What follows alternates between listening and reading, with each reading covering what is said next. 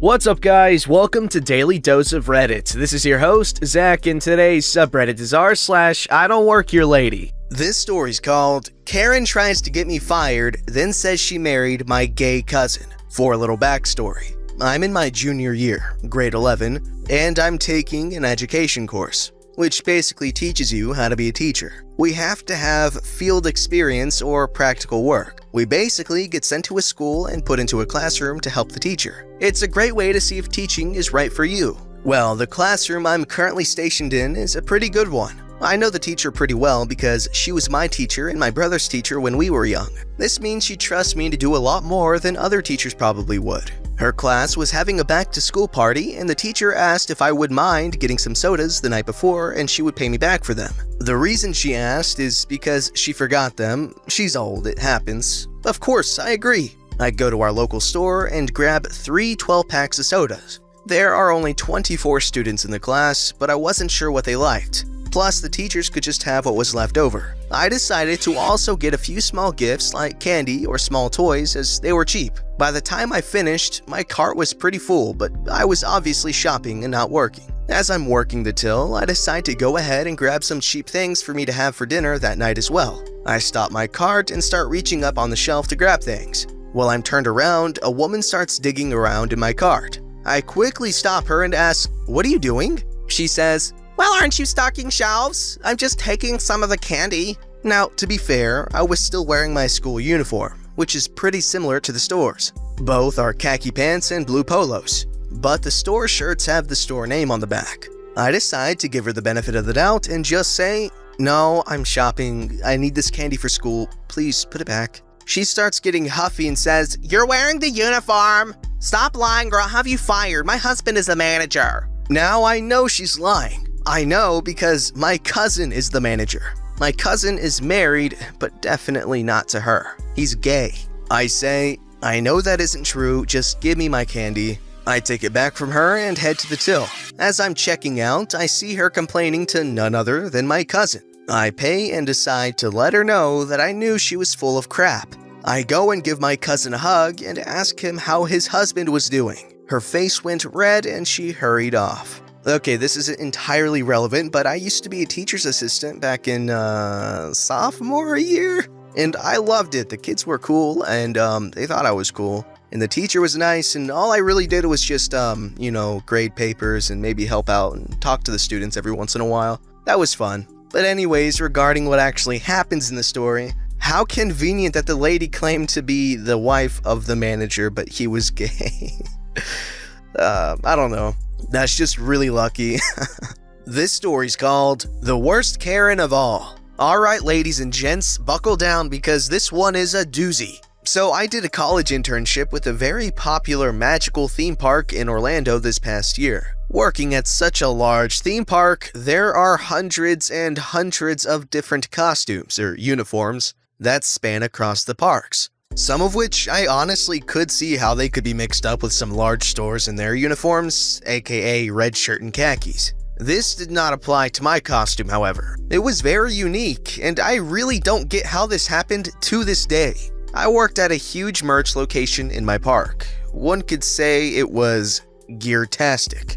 Our whole store was gear-themed, and we have working gears all around the store. That being said, our costume consisted of a red shirt that is red, blue, and yellow. It has giant gears embroidered on the front and is literally impossible to miss. Not to mention the embroidered mouse on the back. To complement this amazing shirt, our pants were high-waisted gray slacks. But when I say high-waisted, I mean those suckers went high. They made anyone who wore them look like a grandma. Now, with this company comes lots and lots of training. We are told it's perfectly fine going out in public in our costumes. We are human too. We are just told to make sure none of our company IDs are shown, and we remove our iconic name tag. That being said, I found myself grocery shopping after work from time to time. After a particularly long shift, I want to say 13 hours, I made my way to the closest Big Blue store. We all know how many Karens lurk the aisles of that store. Now amp that up by 9,000 because they are all on vacation. This particular store is very close to the theme park, so it's safe to say these people have probably been visiting our parks. It was about 11 p.m., and needless to say, the store was packed as the parks just closed. I make my rounds around the store, gather what I need, and end up at the self-checkout. This particular store is always packed, but the self-checkout was definitely the fastest. So I thought. This is where the story really gets interesting. I have a full cart and I'm just waiting in line for a checkout to open. I'm playing on my phone at this point, not knowing the crap show that is about to happen. Our lovely Karen of the evening is having issues with her self-checkout. And usually there's an employee in a blue vest that is there to help, right? Wrong. There was no employee in sight. So naturally, when her eyes landed on me, she automatically thought that I was somehow employed by this store. She yelled something like, "Hey, come help me," towards my general direction. But as I am not an employee, I didn't think she was speaking to me. I continue to play on my phone and she yells again, "Excuse me, stop sitting on your phone and do your job." At this point, I realized she was talking to me. I gave a polite, "I'm sorry ma'am, I don't work here." And boy did this set her off. This is where any normal person would think, "Oh, duh, they aren't even wearing the uniform." But not this Karen. She was in too deep. She started blowing hot air out of her nose just like the cartoons, I swear. She makes her way over to me and gets super close to my face. "You are gonna stop being lazy and you are gonna help me right now. Teenagers like you need to learn how to do their gosh darn job. It's a wonder your generation is even still alive at this point. Now, help me with this machine or I will speak to your manager." Let it be known, I am 20 and honestly look nothing like a teen. I let out another, "Ma'am, I promise you I don't work here. I'm sure someone will be around soon to help you." Throughout this whole encounter, I had to keep up the whole niceness persona, as I am repping my own company and they have a high standard for customer service. She starts going ballistic and screaming about getting a manager and how she's going to corporate about how I won't help her. She pulls a race card and I really had it at this point. Luckily for me, the woman and her family in front of me stepped in and said, "Lady, she literally works at insert theme park here. She doesn't work here. Leave her alone." Karen is full on red in the face. She spits at me and starts yelling for a manager. "Excuse me, I need a manager." Finally, a blue-vested employee comes over. He starts calming our wonderful Karen down and trying to understand what is happening. At this point, I just push my cart past the crazy lady and I start checking out. I just wanted to get home and make a corn dog. I hadn't eaten all day, and I already had to deal with crazy guests at my own job. So I was not about to be berated outside of my job too. Well, Mrs. Karen followed me to my checkout and continued to yell at our blue vest boy. "This little girl you have working here gave me attitude and I will not stand for this. I am on vacation. I am not about to let you employee treat me like this. She is only treating me like this because I'm insert race here. I want her fired immediately." At this point, she is blocking me from my items in my cart, and I just want to check out. The blue vest calls for backup and a manager comes and calms her down. Luckily, our manager friend takes Karen away from me so I can finish checking out. At this point, I just want to cry and eat my corn dog. After Karen left, I bagged up my items as fast as possible and booked it out of there. I never learned of what happened to Karen, but I hope she is satisfied. Anyways, that's the story of the craziest Karen I have ever encountered. And it wasn't even at my job, which is a Karen trap. Okay, honestly, I could never work at Disney, okay? The number of crazy people there, oh boy. As for why the Karen singled out our Redditor here, probably has something to do with her scrambling to find an employee. And so she found one, just not necessarily, an employee at that store. She just saw, "Uniform, you, bad person." This story's called I Don't Work Here Shopping Trip. Hey, I've been reading for ages, just created a name for this night that amused me. I was out for most of the day at another event and got a call from my mother. She was going out to eat with my bro, so she couldn't go shopping with me like normal. However, she said she would drop me off and pick me up, but that meant since she was having a super unlucky day, that I would have to kill 2 hours shopping. I was dropped off with my list and coupons. I decided to take as much time as I could by being as lazy as possible. However, while I was looking for some aspirin, an elderly lady kept darting her eyes at me and then looking away. She did this enough for me to say, "Do you need something, darling?" I call everyone darling, or something flattering so no one gets mad at me. The woman smiled. "Yes, where's the dental stuff?" she said. I smiled. Next aisle over, follow me. I have some time to kill so I can show you." To which the elderly lady followed me to the dental section. "Now, what did you need here? As we have mouthwash, denture stuff, toothpaste, and toothbrushes." I chimed, always happy to help. "Fix it end," said the elderly woman. "That's right here, along with several other items like Polygrip and this strange one," I said, pointing to the shelf. "Thank you. I have to let your manager know how fantastic you are. What's your name? I don't see a name tag," she said. "Thank you, darling, but I don't work here. However, if you need help, let me know," I chimed before strolling off. Shortly after, I was hit with several people asking me to get stuff off the top shelf, which I was surprised, but helped each person before I ran into this family in the soup aisle. "Where's the chicken soup?" cried the mother. "Is it up there?" I pondered as I tried to look at the stock that was stuck on the top shelf. You know, that shelf that isn't a shelf? "No, it isn't. Do you have any in the back?" she asked. "Sorry, darling. I don't work here, so I can't check. I would love to help you, but I can't," I chimed. "Oops.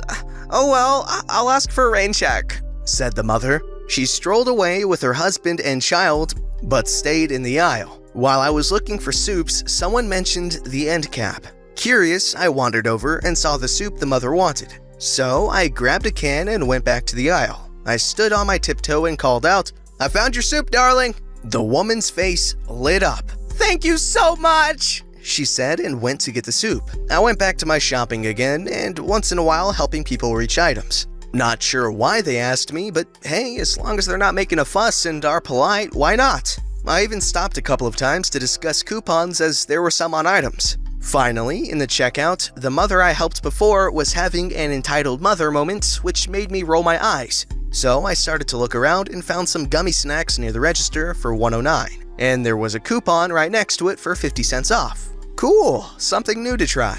I ended up discussing this with the woman in front of me.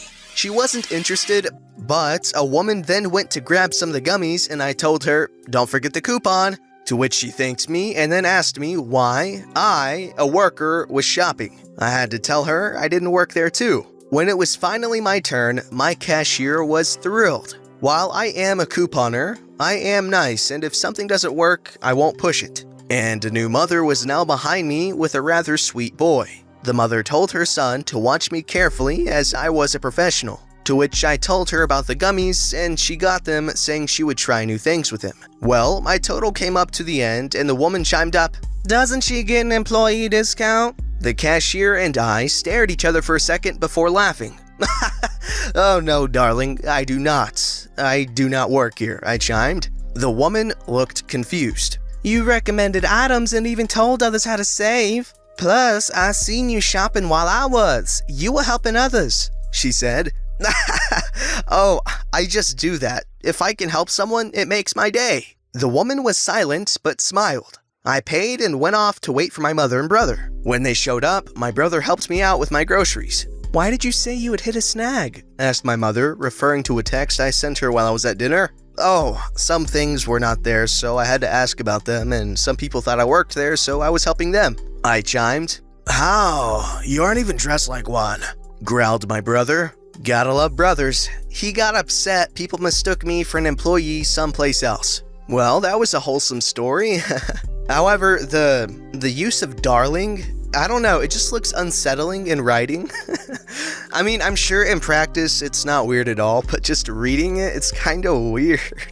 This story's called, "Oh, your security. Okay, fella. Order received and understood. I used to work as a crew member for gigs, sometimes at Wembley Stadium in London, and one particular time in 1999, we're helping the set designer with his massive set and they keep us on for a few gigs. Most load-ins for a gig, getting the stage set up, the set, lighting, sound, etc., take a few days, but because of the roof on Wembley and the fact that there was a lot of pyro on the set, it would take a week. We all have our AAA passes, getting everything ready for the load-in, ramps all set, and we get told the trucks are going to be delayed, but to not set up the barriers again for where they are parked. We get to lie around chatting crap to each other, waiting for the trucks. We say hello to the security guys and bring them cups of tea every now and then. We're all cool and just enjoying doing nothing and getting paid for it. Then there is a shift change on the security, and Robo-Security pulls up in his tricked-out car. "Who you lot?"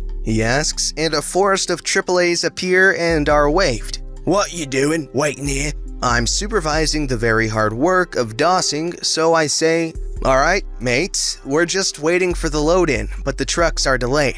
He then replies, "I'm not your mate. I'm here to look after the security for the backstage." Like the backstage for a gig at Wembley only needs him to make it secure? Okay. We're gonna be here for a week, so I try to build bridges and the conversation goes like this. "Are you gonna park there?" "Yeah, I'm security." "I wouldn't park there." "I'm parking in it, so I'm parking there. Talk to production if there's a problem." "No worries, mate." He stomps off to protect the band, as he probably sees it. The trucks then start arriving, and as I'm supervising, I get to park them up. They arrive in 8s, as there are 38 containers coming, and they drop the trailer and the cab goes off to get another. I'm asked about the car parked in the middle of the parking area for the trailers, and I have to tell them that he's security and I've been told to take it up with production if there's an issue. An accord is reached without a word being said, and the trailers are distributed by how they are loaded in, but the first 4 all seem to be parked around RoboKnob's car. We get all the trailers set and start the night-long load-in. A lot of it is just emptying the trailers and putting the flight cases where they need to be. So it gets to 6 a.m. in the morning, and we've been going hard since 11 p.m. the night before. And lo, RoboKnob appears. "Where's my car?" "It's where you parked it, mate." "How am I gonna get it?" "Best speak to production, as we're not allowed to move them trailers now until next Monday." His bottom lip actually quivered and he walked off. We then got to see him picked up by his missus, her giving lip all the time for getting her up at this time. Good job, RoboKnob. Don't forget to like, subscribe, and hit that bell to never miss an episode.